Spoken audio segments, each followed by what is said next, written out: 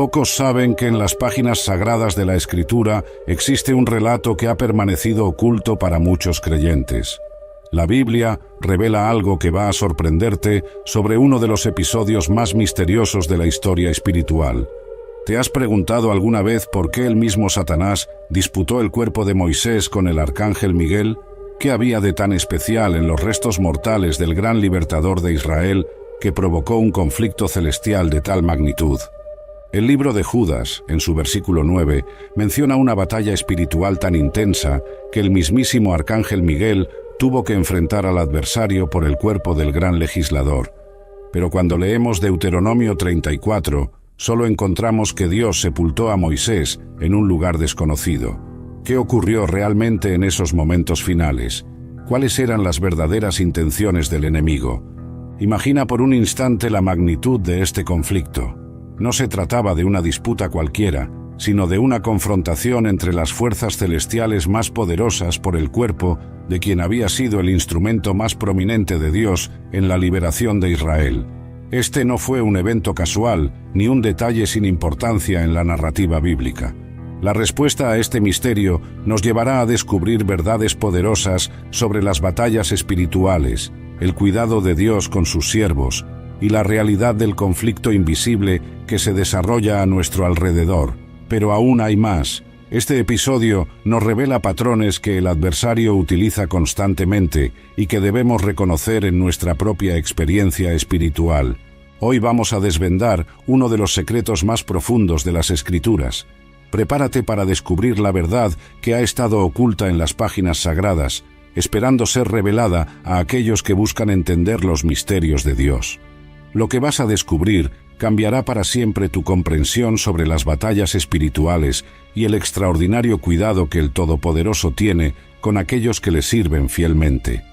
Para comprender la magnitud de esta batalla espiritual, debemos primero entender quién fue realmente Moisés y por qué su cuerpo tendría un valor tan extraordinario en el reino espiritual.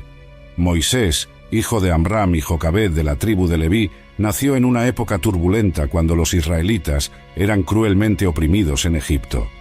Conforme leemos en Éxodo capítulo 2, su madre lo escondió por 3 meses y después lo colocó en una canasta en el río Nilo, donde fue encontrado por la hija de Faraón y criado en el palacio real. La vida de Moisés fue claramente dividida en 3 períodos de 40 años cada uno, cada etapa preparándolo para su destino extraordinario. Durante los primeros 40 años creció como príncipe de Egipto, recibiendo la mejor educación disponible. Hechos 7, versículo 22 describe: «Y Moisés fue instruido en toda la sabiduría de los egipcios, y era poderoso en palabras y obras». Esta educación no fue casualidad. Dios estaba preparando el instrumento que usaría para confrontar el poder más grande de su época. En el segundo período, después de matar a un egipcio y huir a Madián, Moisés vivió como pastor en el desierto, donde Dios lo preparó en el silencio y la soledad. Fue en este tiempo que conoció a su esposa Séfora y a su suegro Jetro, quien más tarde le daría sabios consejos de liderazgo. El desierto se convirtió en su universidad espiritual. El tercer período abarcó su misión de liberación y conducción de Israel por el desierto. La importancia de Moisés en la narrativa bíblica es incomparable.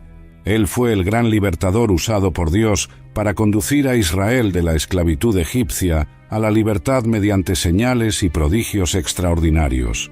Deuteronomio 34, versículos 10 y 11 declaran: «Y nunca más se levantó profeta en Israel como Moisés, a quien Jehová conoció cara a cara. Nadie como él en todas las señales y prodigios que Jehová le envió a hacer en tierra de Egipto, a Faraón y a todos sus siervos y a toda su tierra». El propio Dios testificó sobre el carácter singular de Moisés en Números 12, versículos 6 al 8. «Y él les dijo: Oíd ahora mis palabras. Cuando haya entre vosotros profeta de Jehová, le apareceré en visión, en sueños hablaré con él. No así a mi siervo Moisés, que es fiel en toda mi casa. Cara a cara hablaré con él, y claramente, y no por figuras, y verá la apariencia de Jehová». Moisés no fue simplemente un líder político o militar, Fue el mediador de la alianza del Sinaí, recibiendo directamente de Dios los 10 mandamientos y toda la ley que fundamentaría la nación de Israel. Fue también el autor de los primeros 5 libros de la Biblia, el Pentateuco, estableciendo las bases de la revelación escrita de Dios para la humanidad. Su intercesión continua por Israel delante de Deus salvó a la nación en múltiples ocasiones, como después del incidente del becerro de oro en Éxodo 32 y en la rebelión de Coré en Números 16. La intimidad única que Moisés poseía con Dios es descrita en Éxodo 33, versículo 11. Y hablaba Jehová a Moisés cara a cara, como habla cualquiera a su compañero. Esta proximidad resultaba en manifestaciones visibles, como cuando su rostro resplandecía después de estar en la presencia divina, según Éxodo 34, versículos 29 al 35. El poder que fluía a través de Moisés era extraordinario. Por medio de él, Dios envió las 10 plagas sobre Egipto, abrió el Mar Rojo, proporcionó maná y agua en el desierto, y realizó muchos otros milagros. El propio cayado de Moisés se convirtió en un instrumento de poder divino, transformándose en serpiente, dividiendo las aguas y trayendo agua de la roca. Como legislador, sacerdote antes de la ordenación de Aarón, profeta, historiador y líder militar, Moisés desempeñó papeles que normalmente serían distribuidos entre muchas personas. Su vida de 120 años, conforme registrado en Deuteronomio 34, versículo 7, terminó con vigor extraordinario. Era Moisés, de edad de 120 años cuando murió. Sus ojos nunca se oscurecieron, ni perdió su vigor. La singularidad de Moisés también se evidencia en la promesa divina en Deuteronomio 18, versículos 15 al 18, donde Dios promete levantar un profeta semejante a él. Esta profecía encuentra su cumplimiento último en Jesucristo. Este paralelo entre Moisés y Cristo fue reconocido en el Nuevo Testamento, especialmente en Hebreos 3, donde ambos son comparados, con Cristo siendo superior como el Hijo sobre la casa, mientras Moisés fue fiel como siervo. Por todo esto comprendemos por qué el cuerpo de Moisés tendría inmenso valor simbólico y espiritual, como recipiente a través del cual Dios había manifestado tanto poder, como templo donde habitó la gloria divina de forma tan intensa y como instrumento de liberación nacional. La muerte de Moisés, narrada en Deuteronomio 34, es uno de los episodios más enigmáticos de las Escrituras. Después de servir fielmente a Dios y conducir a Israel por 40 años en el desierto, el gran líder no pudo entrar en la tierra prometida debido a su desobediencia en las aguas de Meriba. El texto afirma: entonces subió Moisés de los campos de Moab al monte Nebo, a la cumbre del Pisga, que está enfrente de Jericó, y le mostró Jehová toda la tierra. Deuteronomio 34, versículo 1.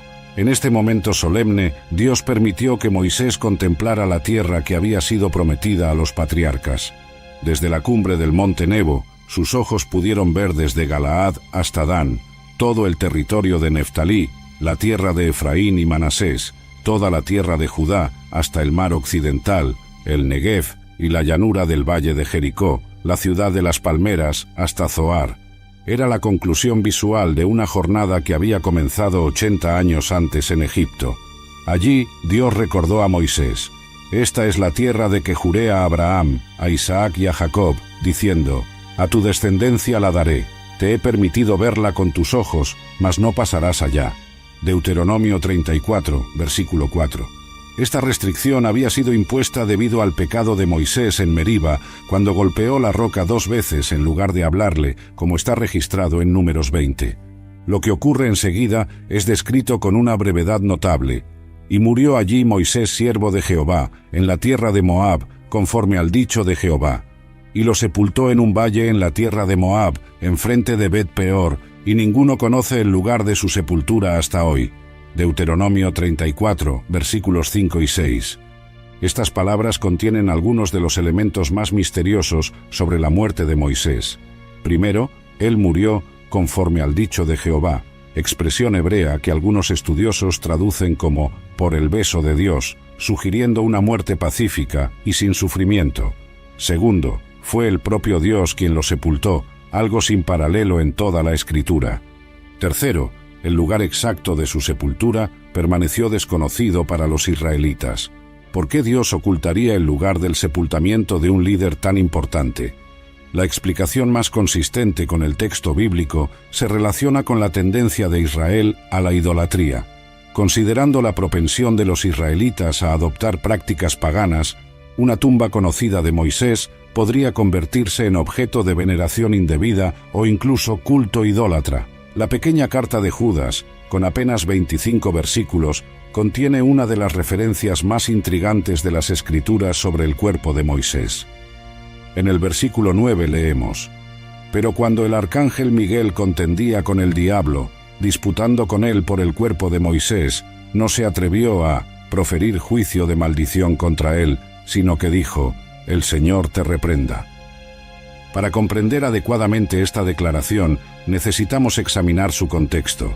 Judas, identificándose como siervo de Jesucristo y hermano de Santiago, escribe para alertar a los cristianos sobre falsos maestros que se habían infiltrado en la iglesia.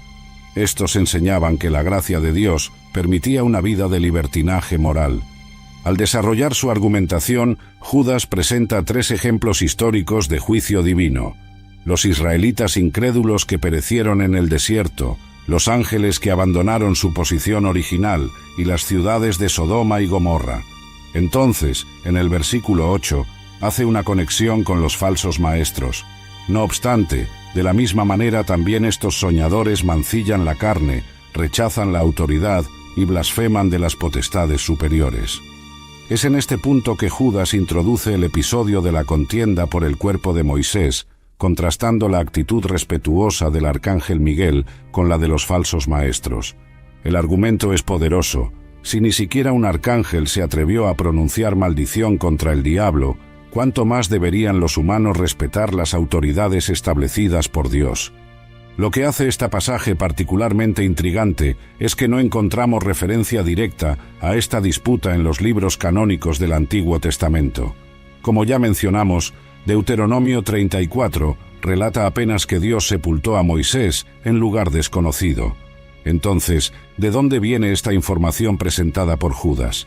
Muchos estudiosos sugieren que Judas puede haber obtenido esta información de una obra judía no canónica llamada La Asunción de Moisés, de la cual apenas fragmentos sobrevivieron. Este texto, escrito probablemente en el primer siglo después de Cristo, contenía tradiciones sobre los eventos finales de la vida de Moisés. El hecho de que Judas cite una fuente no canónica no compromete la inspiración de su epístola. El Espíritu Santo puede haber guiado al autor a seleccionar un elemento verdadero preservado en la tradición para ilustrar su argumentación, semejantemente a como Pablo cita poetas griegos en sus epístolas sin endosar todo el contenido de las obras de donde estas citas provienen. El griego original en Judas 1, versículo 9, trae matices importantes. El término usado para contendía lleva la idea de una disputa judicial o debate formal, mientras el verbo traducido como disputaba sugiere un diálogo o argumentación estructurada. Esto indica que no se trataba de un confronto físico, sino de una contienda basada en argumentos, posiblemente sobre derechos o jurisdicción sobre el cuerpo de Moisés. ¿Por qué el adversario disputaría el cuerpo físico de un siervo de Dios que ya había fallecido? Esta pregunta nos lleva a explorar las posibles motivaciones detrás de esta contienda espiritual, siempre fundamentándonos en los principios y patrones revelados en las Escrituras. La primera y más probable razón sería el potencial para la idolatría.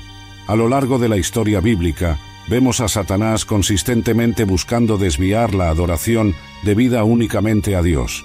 En Mateo 4, versículo 9, durante la tentación de Jesús, llega a pedir explícitamente: «Todo esto te daré, si postrado me adorares». El cuerpo de Moisés, si estuviera accesible a los israelitas, podría fácilmente convertirse en objeto de veneración indebida. El pueblo de Israel demostraba tendencia recurrente a la idolatría. Incluso habiendo presenciado los milagros del Éxodo, fabricaron y adoraron un becerro de oro.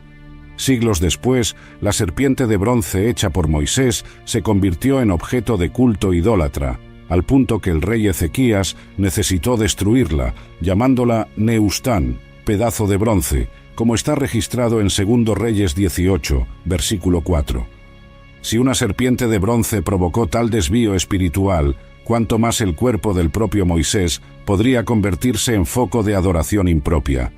El enemigo podría usar estos restos mortales para establecer un culto idólatra centrado en el gran legislador, desviando a Israel del verdadero culto a Jehová. Una segunda motivación posible sería la profanación del cuerpo de un siervo especial de Dios. En la cosmovisión bíblica, el cuerpo humano posee dignidad intrínseca por ser creado a imagen divina. Profanar los restos mortales de alguien tan íntimamente asociado con Dios sería una forma de atacar indirectamente al propio Creador. Las Escrituras muestran que Satanás frecuentemente ataca aquello que Dios valora. En Job 2, versículo 5, él pide permiso para atacar el cuerpo de Job, pero extiende ahora tu mano y toca su hueso y su carne, y verás si no blasfema contra ti en tu misma presencia. De la misma forma, podría buscar profanar el cuerpo de Moisés como acto de hostilidad contra Dios. Una tercera posibilidad involucra el uso del cuerpo para engañar a Israel. Si el adversario obtuviera control sobre los restos mortales de Moisés, podría utilizarlos para producir falsos milagros u oráculos, desviando al pueblo del camino de la verdad. Esta estrategia se alinea con lo que Pablo describe en 2 Corintios 11, versículo 14. Y no es maravilla, porque el mismo Satanás se disfraza como ángel de luz. Poseyendo el cuerpo del gran legislador y profeta, el enemigo podría orquestar manifestaciones sobrenaturales falsas para validar enseñanzas contrarias a la revelación divina, tal vez incluso alegando comunicación con el espíritu de Moisés, práctica expresamente prohibida en Deuteronomio 18, versículo 11. Miguel ocupa una posición singular en la jerarquía angélica revelada en las Escrituras. Su nombre, derivado del hebreo Miquel, significa ¿quién es como Dios? Una pregunta retórica que en sí misma representa una refutación a la arrogancia luciferiana de querer ser semejante al Altísimo, como está registrado en Isaías 14, versículo 14. Las Escrituras mencionan a Miguel en apenas 5 pasajes, pero cada uno revela aspectos importantes de su naturaleza y función. En Daniel 10, versículo 13, es identificado como uno de los principales príncipes que vino en auxilio de otro mensajero celestial detenido por el príncipe del reino de Persia. En Daniel 10, versículo 21, es llamado vuestro príncipe, indicando su asociación especial con Israel. Esto se refuerza en Daniel 12, versículo 1. En aquel tiempo se levantará Miguel, el gran príncipe que está de parte de los hijos de tu pueblo. En Apocalipsis 12, versículo 7, Miguel lidera las huestes celestiales contra el dragón y sus ángeles. Después, hubo una gran batalla en el cielo. Miguel y sus ángeles luchaban contra el dragón, y luchaban el dragón y sus ángeles. Estas declaraciones revelan 3 funciones principales de Miguel: protector especial de Israel, guerrero celestial contra las fuerzas de las tinieblas y respetador de la autoridad divina. Es en esta última función que lo encontramos en Judas 1, versículo 9. Al intervenir en la cuestión del cuerpo de Moisés, Miguel no actúa por iniciativa propia, sino como representante de la autoridad divina. Su declaración, «El Señor te reprenda», demuestra reconocimiento de la jerarquía espiritual y sumisión a la soberanía divina. En lugar de basarse en su propia fuerza o posición, Miguel recurre a la autoridad superior. Esta misma expresión aparece en Zacarías 3, versículo 2, donde el profeta ve al sumo sacerdote Josué delante del ángel de Jehová, con Satanás a su derecha para acusarlo. Y dijo Jehová a Satanás: Jehová te reprenda, oh Satanás, Jehová que ha escogido a Jerusalén te reprenda. El paralelo es significativo y sugiere un patrón consistente en la forma como los mensajeros celestiales lidian con el adversario. La respuesta de Miguel ilustra el principio bíblico de autoridad delegada. Incluso siendo un arcángel, Miguel reconoce los límites de su jurisdicción y recurre a la fuente primaria de toda autoridad. La intervención de Miguel también revela la realidad del conflicto espiritual que opera más allá del mundo visible. Pablo afirma en Efesios 6, versículo 12, «Porque no tenemos lucha contra sangre y carne, sino contra principados, contra potestades, contra los gobernadores de las tinieblas de este siglo, contra huestes espirituales de maldad en las regiones celestes». El comportamiento de Miguel contrasta dramáticamente con el del adversario. Mientras el diablo busca usurpar autoridad que no le pertenece, Miguel respeta los límites establecidos. Mientras Satanás es descrito como acusador de nuestros hermanos en Apocalipsis 12, versículo 10, Miguel se rehúsa a hacer acusaciones directas. La disputa por el cuerpo de Moisés se conecta con otros momentos significativos en la narrativa bíblica.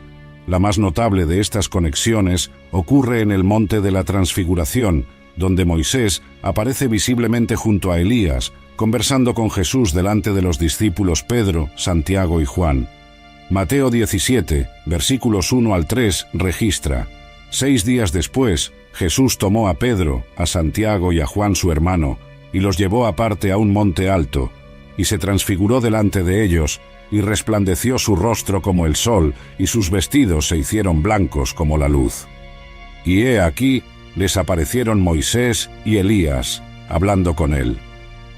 Esta aparición levanta cuestiones fascinantes sobre la naturaleza de la existencia post-mortem y la preservación de la identidad individual más allá de la vida terrena.